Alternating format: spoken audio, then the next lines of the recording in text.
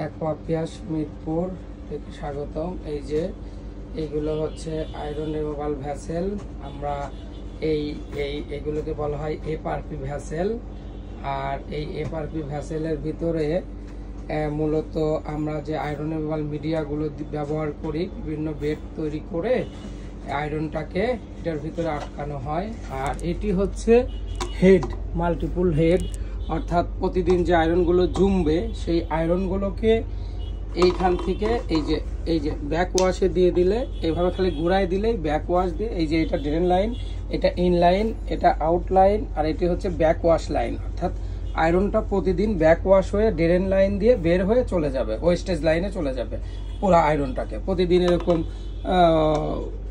বা 2-3 দিন পর পরে যদি এরকম ব্যাক ওয়াশ করা যায়, ব্যাক ওয়াশ করে দিলেই হবে।